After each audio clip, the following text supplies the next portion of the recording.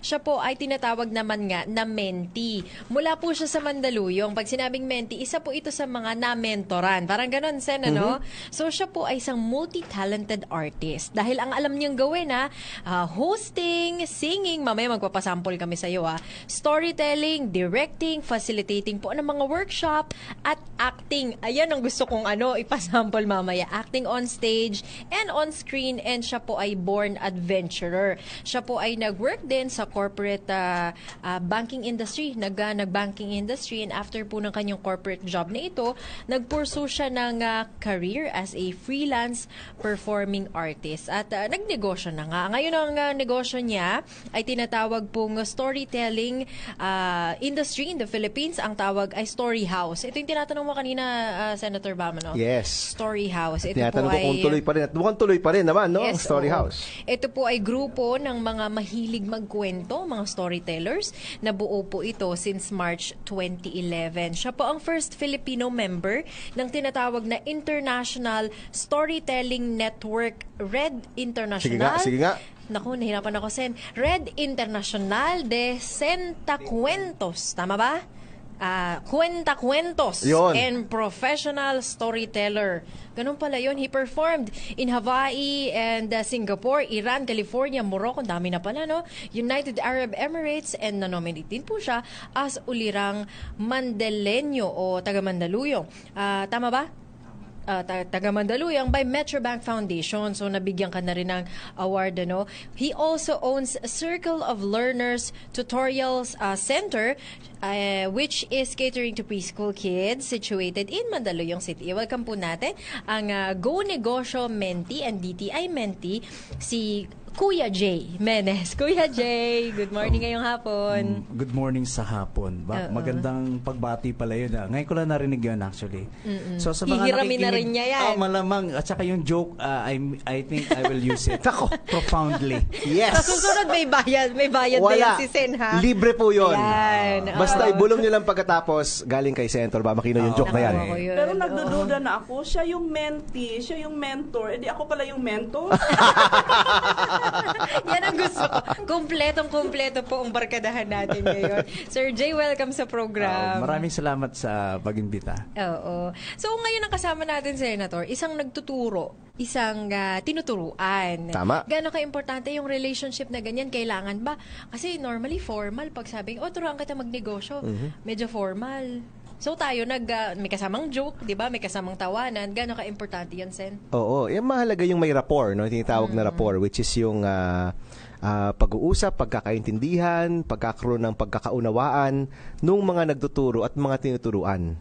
Kasi sometimes kung walang rapport, tinatawag nilang rapport ay salita ng salita yung mentor, hindi wala namang pumapasok dun sa mentee. Diba? So yan, pag-uusapan po natin yan, gaano kahalaga ang pagkakaroon ng magandang mentorship pagdating sa pagninegosyo. Kasi lumalabas, Cheska, no, napakahalaga na merong gumagabay sa iyo.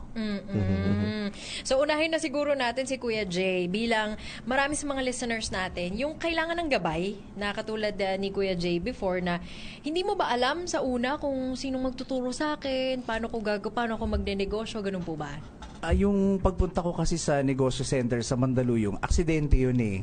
Kasi nagtatanong ako paano magpare-register nung DTI permit. So nung sinabi sa akin nung taga negosyo center, sabi, "Sir, baka gusto niyong umattend ng Mentor Me program." Sabi ko, kailan magsisimula? Ngayong Friday.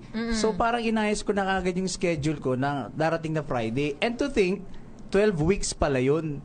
So sabi ko, wow, mawawala lahat yung mga schedule ko nito ng 12 Friday, weeks. So, ng Friday. Kasi sabi ko, yung Mentor Me program, talagang kailangan namin yun eh. Kasi ako, katulad ako, nakapag-aral ako, nakapag-college ako.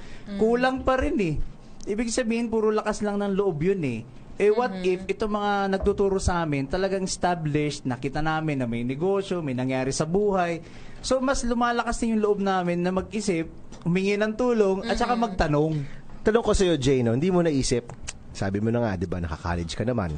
May negosyo ka na. Naka-travel ka na sa buong mundo.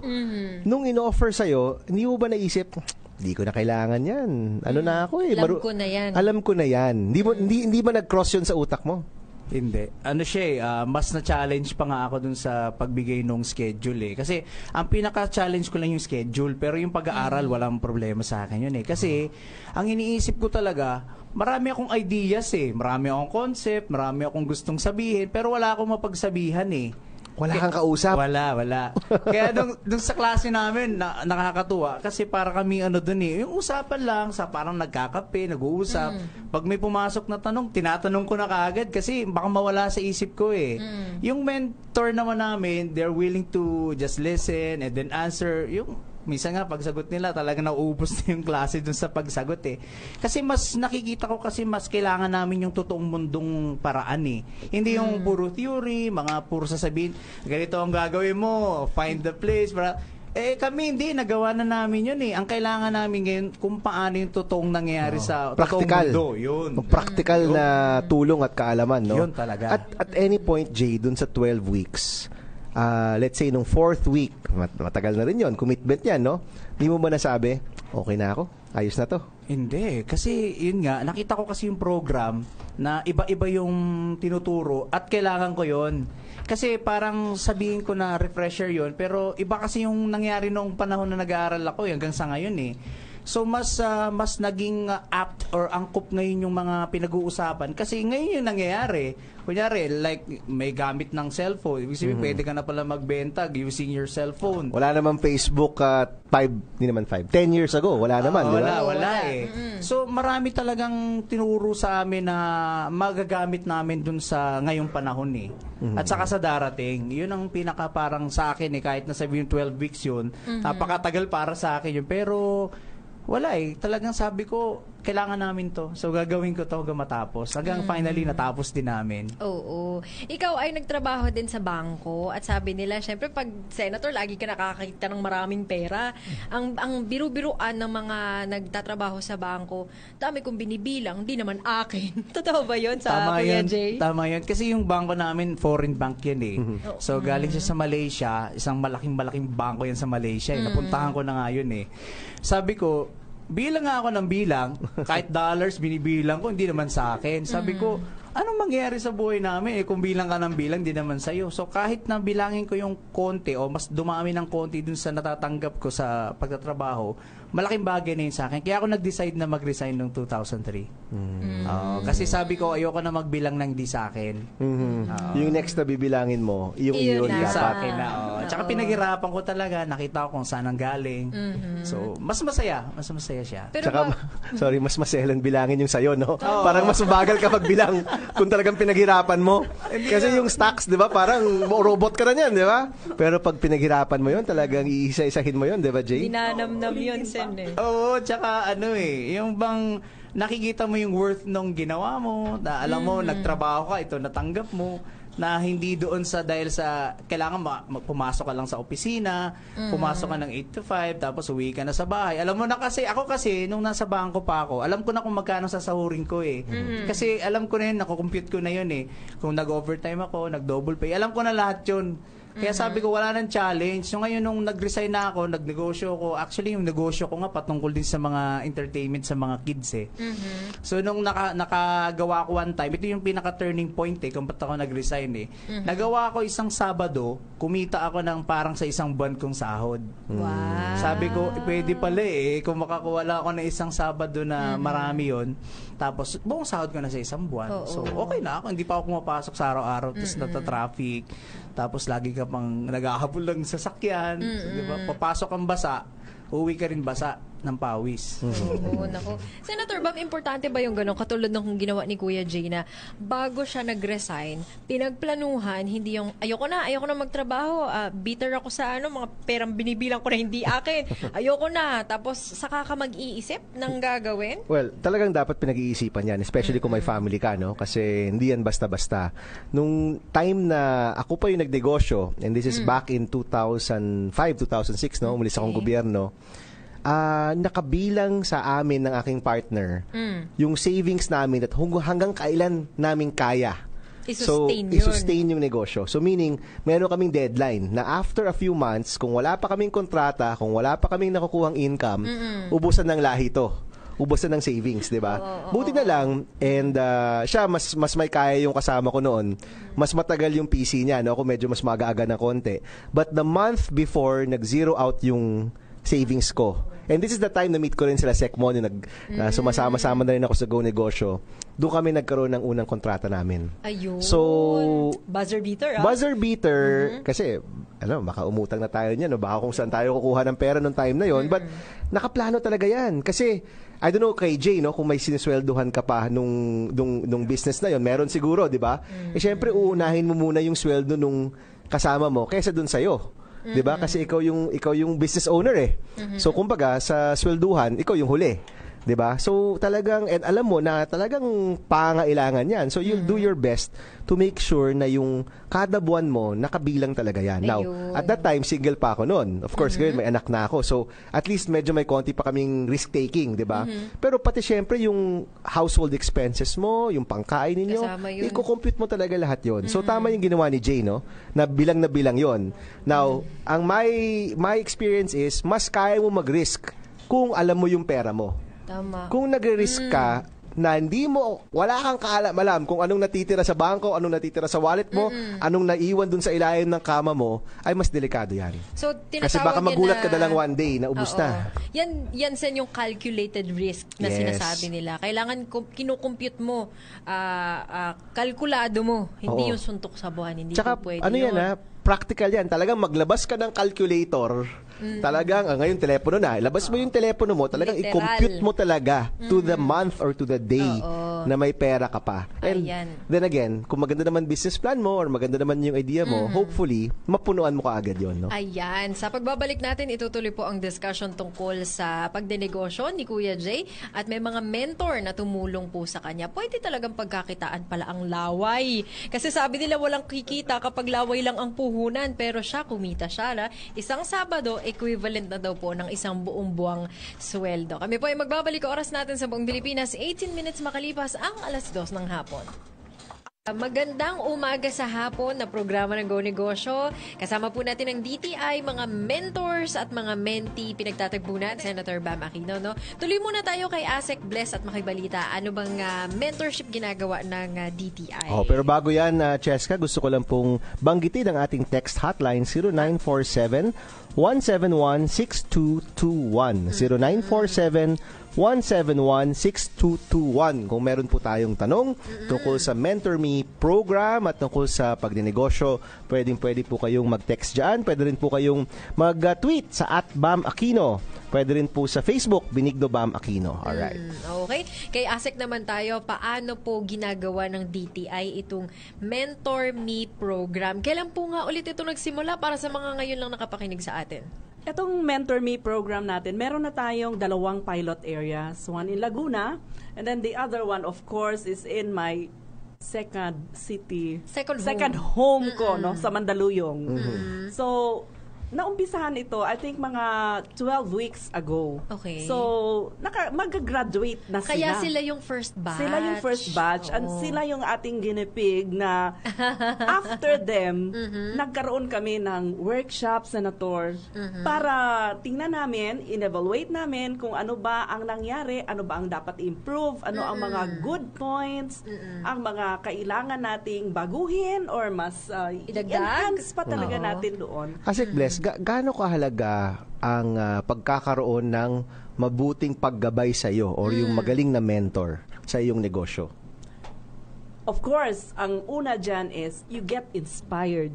Okay. You get the knowledge, no? So, kung passionate ang iyong mentor and very knowledgeable sa pag-mentor niya sa iyo, of course, nakukuha mo yan talaga. And then, importante din sa atin na siya ay may willingness. Siyempre, so, yun ang ating mga kinukuha ng mga mentors. And of course, kailangan niyang magaling siyang magsalita. Siyempre, hindi lang puro English. Of course, pwede rin niyang masabi in dialect para mas so, yung communication, mahalaga, communication niya. Tanungin ko si Kuya Jay, no? Nakikikuya na ako, si Jay. Okay lang. Ano ba yung nakita mo sa mga mentors mo na sa tingin mo pinaka nakatulong sa iyong sitwasyon bilang isang nagnenegosyo at gusto pang magnegosyo? ang nakita ko doon kasi, they're willing to listen.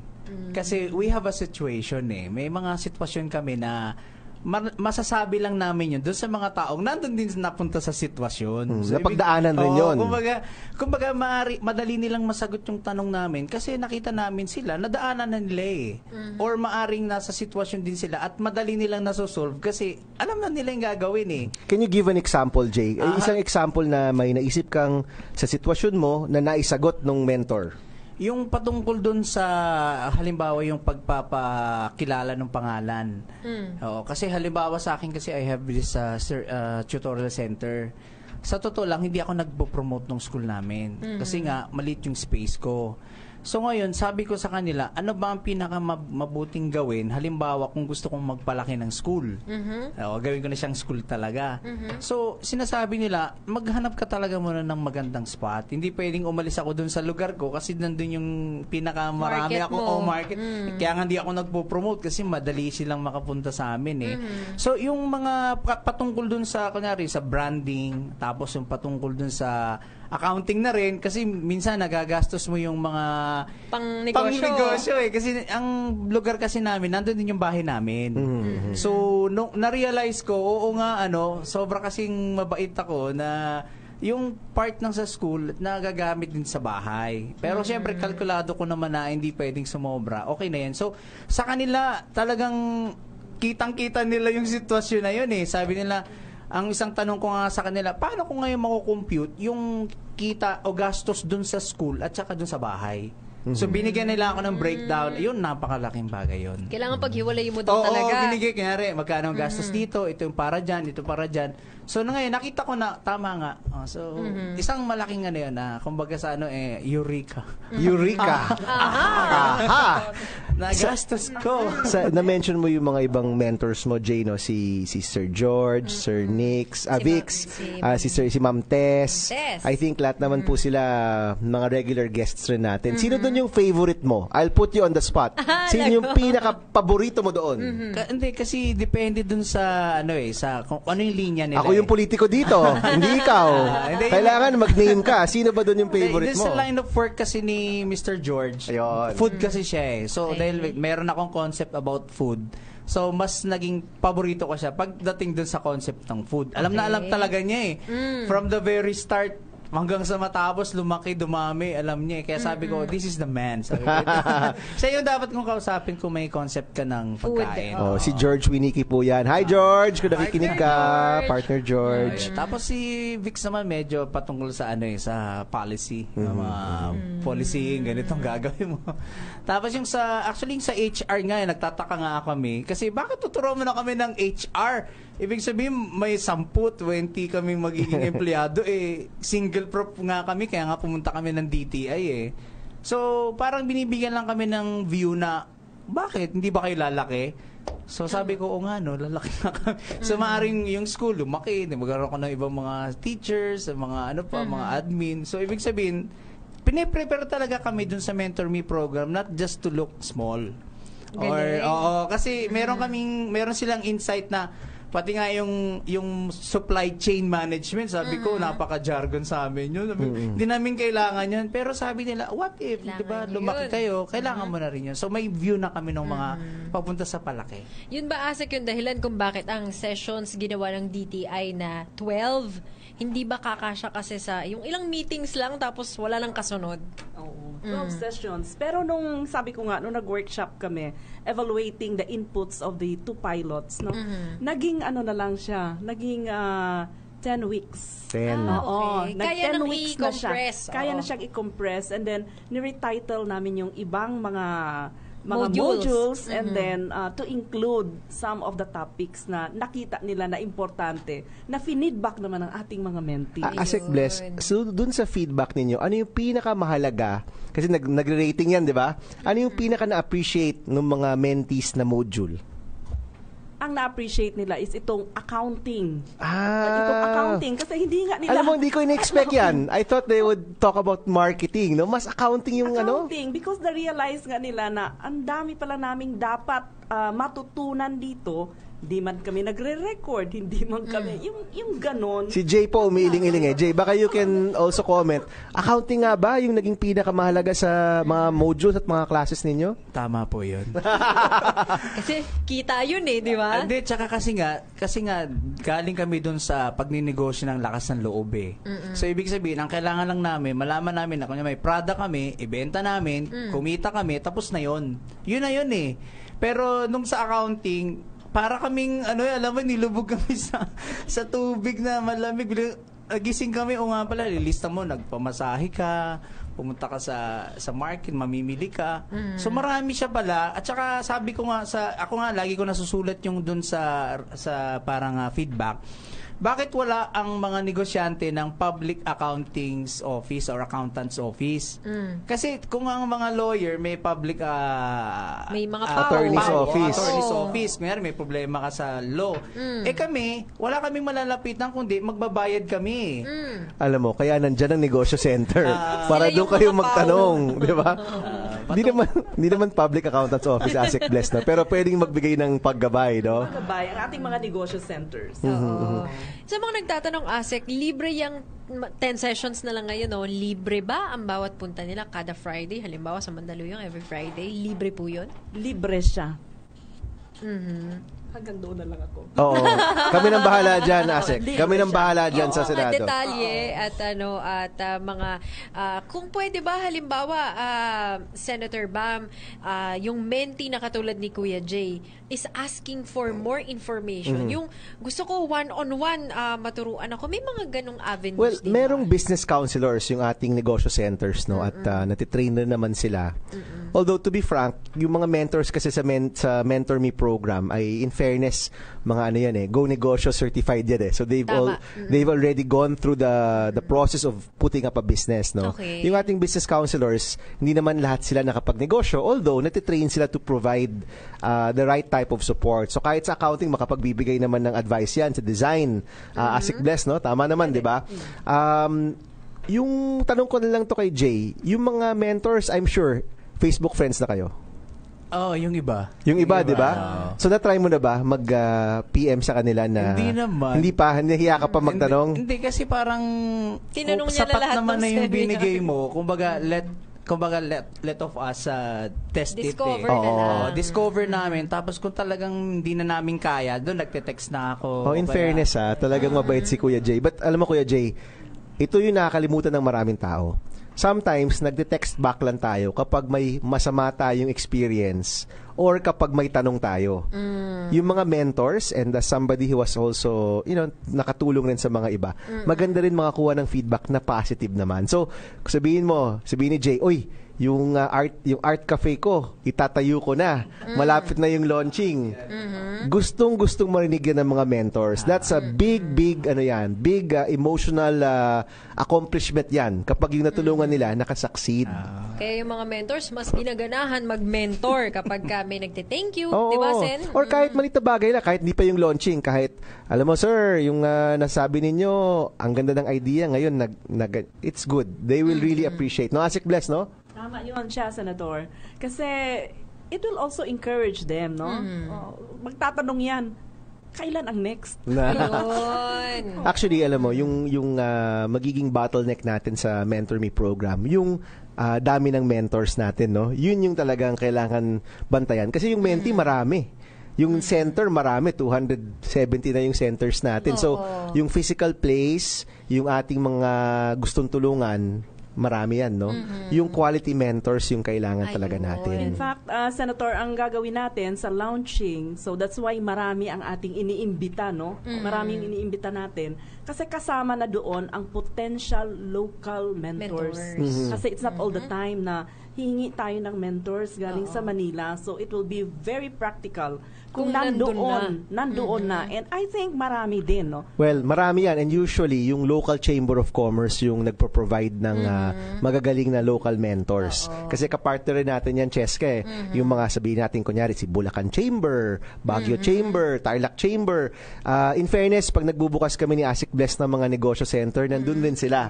At handa rin tumulong. Ayan, kaya mamaya si ASEC mag-a-announce, mananawagan sa mga susunod na areas na tatayuan po ng Go Negosyo, negosyo centers at Mentor Me program. Kasi ngayon, so far, 2 pa lang, 2 areas pa lang yung pilot.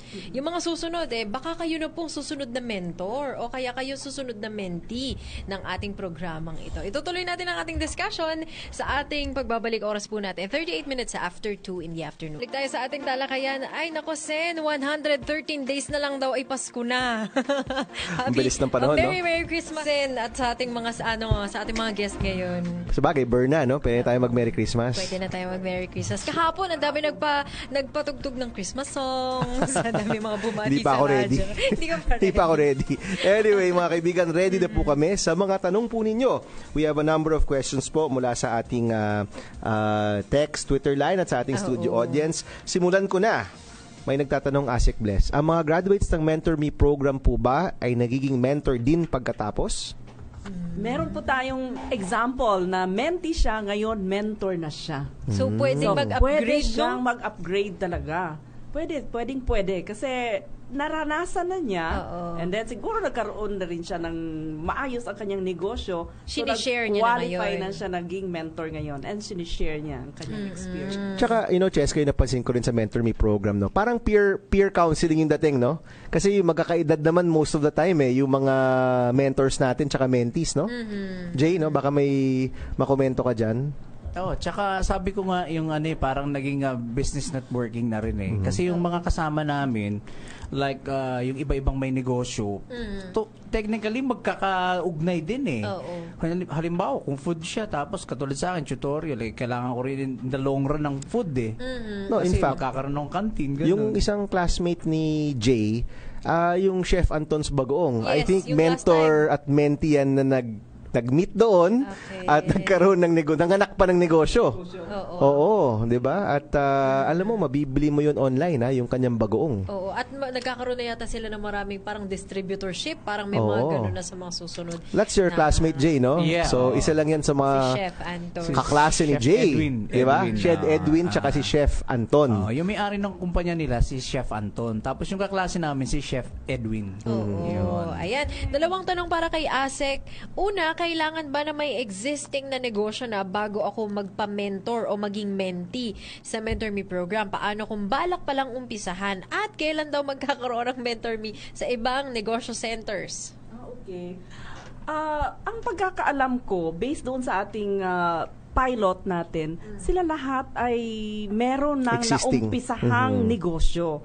Pero doon sa ating module number 1, yung inspiring them talaga, pwede kang pumunta doon na wala ka pang negosyo. Makinig ka lang. Okay. Pero of course, marami yun sila and then they will zero in on the 20, dito sa ating bagong 20 most serious na may mga negosyo. Kahit na startup ka pa lang, pwede yon. Now, talking about the schedule ng ating, para hindi ako magkamali, nandito yung ating, eto na ang pinag-usapan namin, na confirm na ng ating mga regional directors. So, meron tayong Mentor Me sa Zamboanga ngayong September 14. No? Yan ang kanyang umpisa, rollout niya sa Zamboanga, and then Iloilo, pareho sila September 14. And then sa September 16, sa Cebu. Sa September 20, we have 1 in Cavite and also 1 in Tacloban. September 22, Cagayan de Oro City. September 23, General Santos City. And then September 26 sa Davao. September 27, Baguio. September 29 sa Tarlac, Senador. And then, September 30, Lanao del Norte. September pa lang po yan. Napakarami ng schedule ng DTI para sa Mentor Me program. Alam mo, Chess, katuwan-tuwa talaga ako. So much effort is being put dito. Talagang napakatindi ng effort. At syempre, at the end of the day, yung goal talaga natin, yung bawat negosyo center na tinuyo ng DTI, na mula rin sa first law po natin, yung Go Negosyo Law, ay talagang successful, functioning, vibrant, responsive na mga center, no? So, ito, isa lang to sa mga programa. Actually, maraming programa ang center natin, no? ASEC Bless. I think, aside from this, may mga regular programs pa yan, di ba? Meron tayong mga regular programs, like for example, business registration. Pwede tayong pumunta doon. And then pwede din tayong pumunta for etong mga information on marketing, networking, yung mga ganon, no? Saan natin pwedeng ibenta, ano ang mga trends. Etong mga ganito, pwede nating makuha yan sa ating mga negosyo centers ngayon. And to date, Cheska, meron tayong 270 negosyo centers. Yung last na in-inaugurate natin, yung sa Kapas, no? Kapas Tarlac, last Saturday. Oo, no, actually last ilang araw lang 'yon. Number 270 po 'yon. At kung pupunta po kayo sa aming website, yung bamaquino.com, merong negosyo center finder doon. Ayun. So pwede niyo makita, excuse me, nasaan itong 270 na to, malapit ba ito sa akin? Most likely po, meron kami niyan per province. I think almost all provinces except ARM. Meron na ho tayo sa bawat probinsya.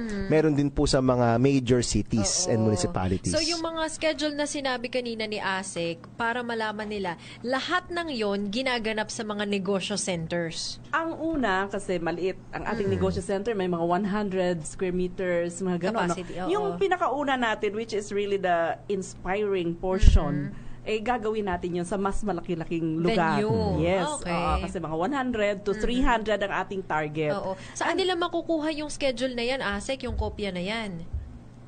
Nakapost po Sige. Nakapost na ito, and then ang ating mga regional offices, alam na rin nila ito, pero Ayan. i-disseminate natin. But we'll siguro also na post it, maigi. no, sa aming Sa Facebook, Bamaquino. tsaka bamaquino.com. Oo, Ilagay rin natin. ayan. Tsaka sa Go Negosyo Facebook, we'll post it also, no? Ilagay rin ho natin. So yung September schedules na yan, ready na. Oo. Ito lang kay Sir Jay, may mga nagtatanong dito. Hindi daw po produkto ang iyong binebenta ka, kundi yung pagkikwento. Paano ka daw kumikita dyan?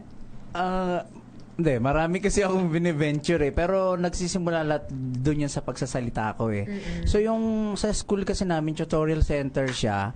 Tapos yung yung tutorial center kasi, yun yung parang technically, yun ang nagbabayad sa bahay namin. Yun ang bread and butter nyo. Hindi, yun nagbabayad sa bahay. Okay. Tapos yung paggastos namin sa bahay, ito na yung ginagawa ko na ginagawa po ako na pagpo-promote ko ng oral art of storytelling. Yun yung medyo laway, sabi nila. Tapos nag-workshop po ako ng mga storytelling workshop or anything. So yun siya. Kaya nga ako nakakaalis kasi yung school ngayon namin o yung tutorial center, kaya niya nang mabuhay mag-isa. So, hindi na ako talaga naghihirap na mag-market dyan. Kasi nagawa ko na yun nung first 2 years eh. So, ngayon, ang ginagawa lang namin, hinahayaan lang namin na may dumating na mga nag-i-enroll. Pag hindi na kaya ng space, sorry po, hindi namin kayo ma-accommodate. So, punta na lang po kayo sa iba na palagay namin na mas gusto nyo. Pero sa amin kasi, ang tutok namin kasi dahil nga ako ay nasa cultural arts and then sa language kasi, so more of dun ako sa reading. So nagpo-promote tayo ng ganun. So yun ang aking pinagkakakitaan. Nakwento rin sa akin ni Jay na during the course of the program, nagkaroon siya ng, or hindi naman nagkaroon kasi meron na siyang ideya nito noon, pero mas nabuhayan yung ideya, mas nabuo yung ideya ng isang arts cafe. Baka pwede mo ikwento sa amin yan, Jay. Kasi yung matagal ko na kasi siyang concept, yung arts cafe. Kasi dahil nasa arts nga ako, so nakaka-attend ako ng mga arts events sa UP o kaya dyan sa Diliman o kaya sa Quezon City, sa Makati. Sa Mandaluyong kasi wala akong mapuntahan. So kumbaga, ang term ko na ginagamit, wala kaming tambayan sa Mandaluyong. So sabi ko, nung nakarating na ako dito sa negosyo center at nakakausap ko ng ibang mga tao, pati mismo yung taga Mandaluyong, so yung concept ko na arts cafe, sabi ko, wow, okay to, magagawa ko na siya ngayon. So yun nga yung na-present ko dun sa business plan namin na module, kasi kasama sa 12 weeks yun eh. Gagawa ka ng business plan mo, tapos i-defend mo yun, so yun yung dinefend ko. Ngayon, dahil na-defend ko siya, nasasalita ko, nag-stick sa mind ko yung concept, kaya lumaki pa siya na lumaki. Sabi ko nga, one of these days, sa Mandaluyong tatayo siya, magiging tambayan to ng mga artists, mga professionals. Invite mo naman kami ni Cheska tsaka ni Asik Bless, no, Jay? Blessing na yung Pakakantayin ko si Asik. Pwede siya mag-perform ng kanyang poetry doon. Kaya anything. Ano yung main comment ng mga mentors mo dun sa naisip mong business idea? Puro positive. Kasi sabi ko nga, wala kasi talagang sa Mandaluyong area niyan. Wala talaga. So, ang pinaka nagiging challenge ko lang is to find the perfect place. Tapos yung taong magiging staff lang doon. So, Tapos ang pinaka sinabi lang naman sa akin, kasi yung concept talagang ayos na eh. Kasi nga, nung una, naisip ko na yan, kulang pa may kulang pa. Nung sinabi ko na, tapos nag-business plan pa kami, tapos nag-defend pa kami, so nadagdagan ko na siya ng nadagdagan hanggang sa nakukumpleto ko na siya ngayon. So ang pinakakulang na lang talaga is siguro yung financing na lang, kasi kailangan ko rin ng konting pera dahil ayoko na manggastosin yung galing doon sa school So nag-iisip ako ngayon, actually may kinakausap na rin ako ng mga friends, papalamin niyo ako. So para at least yung idea ko na maganda na concept, makita, pag nakita kasi yan, everybody will know na that guy nakakumpleto na siya, nagawa niya. Tsaka ano yan yung sa tulong ng mga mentors mo, siguro parang na-crystallize, no? That's the term that we use, na-crystallize yung idea hanggang sa naaamoy mo na siya, nakikita mo siya sa iyong isipan, nalalasak mo siya, parang talagang totoong-totoo na siya sa'yo, di ba, Jay, no? Hanggang sa, andyan na siya. Oo. Diba? Sabi ko nga, I can feel it in my bones. Yun! Konting konting tweak, konting usap na lang, at saka na lang talaga ako, yung pera, sabi ko nga, andun naman nandito pwede na tayo humingi. Pero ibig sabihin, yung pera hindi problema kung maganda yung concept. Tama. So, yung concept na ibibenta ko na kumbaga, sinabi ko na sa kanila. Tsaka, it will help a lot of people in terms of yung mga artist din. Ayan. Kasi yung idea ko kasi, hindi lang siya arts cafe, kundi parang gallery. So, parang library din siya. Kasi gusto ko mag-promote yung library in a way na maganda siya. Kasi pag nagpupunta ako sa ibang bansa, ang unang napapansin ko, kaya pumupunta ang mga tao, maganda kasi yung library. Hindi siya parang nakakatakot. Na library. So, sabi ko, bakit hindi gawin yung concept na yun in such a way na inviting yung atmosphere, at hindi lang mga malalaki ang gusto ko, pati maliliit pumunta doon. Yung mga So, babalitaan mo kami pagka nandyan na yan at naaamoy, nahahawakan na rin namin, ha, Kuya Jay? For sure yan. Oo. 8 minutes, Senator Bam, bago tayo mag-alas 3 ng hapon, siguro si Asik mag-imbita na dun sa mga listeners natin. Baka kayo ang susunod na Kuya Jay, ha? Na magiging, na magiging ganap yung business at magiging very successful, Asik. Iniimbitahan po namin ang ating mga listeners, no? Take advantage itong ating Mentor Me program. I have announced kanina kung saan yung ating mga next venue ng ating rollout. Please contact the nearest DTI regional or provincial office sa inyong area. Ang rollout natin, of course, may dates siya, and it will run for about mga 10 weeks. And sana puntahan ninyo talaga at magpalista na kayo. Magpalista na kayo dahil limited ito. Limited slots. Limited lang siya. So, hindi tayo pwedeng sumobra. Siguro, kung pwede tayong sumobra, Senator, mga up to 50 siguro yung mentees. Pero, yun na nga, it's a challenge for para us. matutukan kasi. For the mentors, no? Kailangan talaga natin ng mga mentors. Ayan. But next year, okay, ito kasi, roll out ito. Next year, lahat ng regions magkakaroon talaga. So, if you notice, meron tayong mga regions na wala pa dito. Meron tayong Caraga, ang Region 5, wala sila, and Region 4B. So, susunod na sila. Susunod sila. But then, lahat ng regions, next year, hindi na roll out, no? Ano na talaga? Regular na ito. Oo, regular work na to. Na ito. Palagay ko, Asik Bless, si Cheska mag-volunteer yan sa Region 4B sa Palawan. Pwede. Game na. Game na kayo pa lang. Kanan pala, naka-pledge na ako, Asik, ha? At, ayan, abangan po natin ang mga susunod na announcements. Again, yung schedule, Senator Bam, nasa website mo. Yes. Ilalagay rin natin sa Facebook ng Go Negosyo. Ng Go Negosyo. At basahin nyo lamang po doon ano yung pinakamalapit na event sa inyo this September po ang umpisan yan. Okay? Bago tayo magpaalam, parang may mga announcement yata tayo ng job hiring, bago Senator. yun, baka si Jay, bigyan ko lang ng isang huling komento or Jay, baka meron kang mensahe sa mga mentors mo. Baka most likely nakikinig yung mga yon. Si George, si Vic, si Ma'am Tess. Baka meron kang mensahe para sa kanila. Unang-una, salamat sa pagkakataon na maka-attend sa Mentor Me program. Even though na-aksidente nga yung pagpunta ko doon, wala sa plano, pero malaking tulong. At saka tama yun, Senador, na ako silang lahat, lahat ng magagandang natulong nila sa akin, sinasabi ko kaagad. Kasi hindi araw-araw kami nagkikita eh. So at saka yung I value their time kasi yung expertise nila it is worth 1,000 o 100,000 nga eh.